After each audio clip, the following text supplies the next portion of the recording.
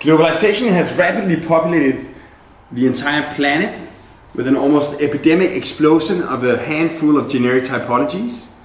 Recently we were asked to do this sort of classic typology of 100,000 square meters of 5 hotel towers sitting on a public podium of shopping and lobby. It was going to be placed in the middle of Bawadi in the Dubai desert. And Dubai is this sort of interesting global phenomenon that 10 years ago, I'm not sure if I had ever actually heard about Dubai, but because of spectacular projects like the Palm or the World, Dubai has transformed into this sort of battlefield of spectacular architecture competing for international investment and international attention. And even though Dubai is actually famous for its architecture, the cityscape looks remarkably much like a generic American city. This is Dubai, this is Miami. And the reason is that a handful of American, British and Australian architects have been sort of copying generic American skyscrapers all over the desert.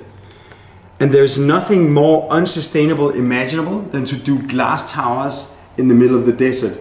Essentially, you need to burn tons of fuel for cooling these glass boxes to make them actually livable for humans. But it didn't used to be like this.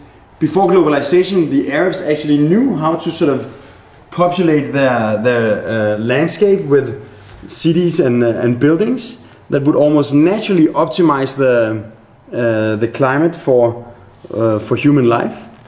So we thought ourselves, could we actually sort of reinvent this sort of Arabian vernacular for this sort of new breed of programs at a completely different scale? So we asked ourselves, how can you actually put 100,000 square meters of mixed-use program in the middle of the desert? Well, first of all, you could remove your building from the direct sun at the hottest hours of the day, making it sort of this sort of almost like inverted pyramid.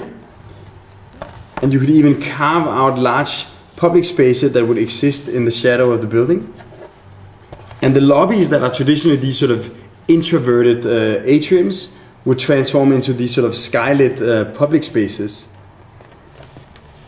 So we actually realized that our main idea would be essentially to turn the generic typology of like residential towers on public podium upside down, turning it into a table of a canopy of lobbies sitting on feet of living. Or in other words, our proposal became to turn the vision of Bawadi on its head.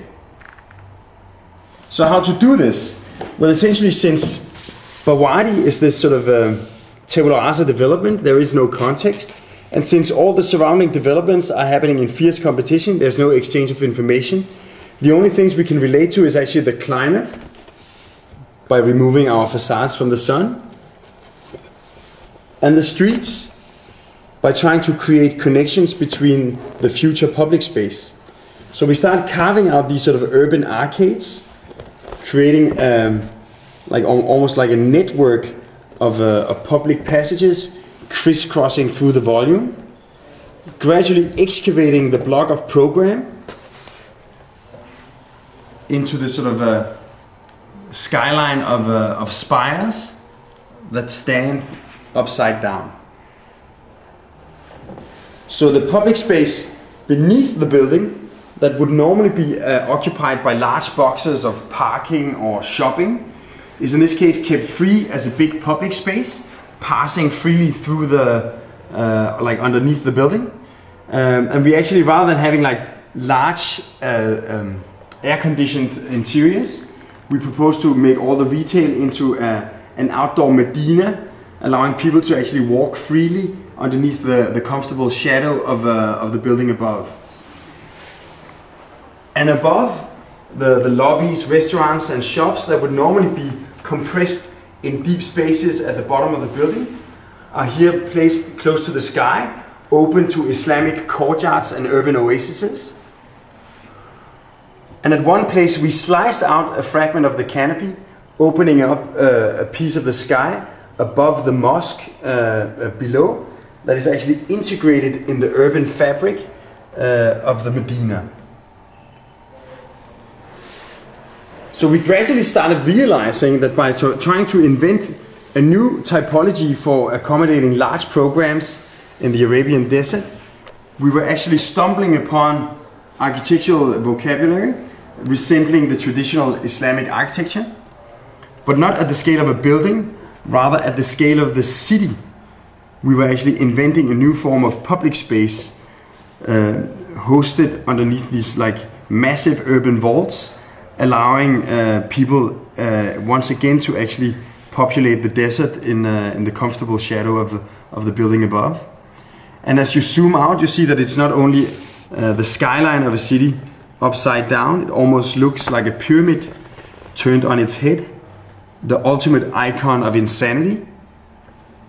So by actually trying to reinvent the Arabian vernacular, rather than desperately trying to chase the global spectacular, we were coming up with an architecture infinitely more expressive than what we could have ever imagined on our own.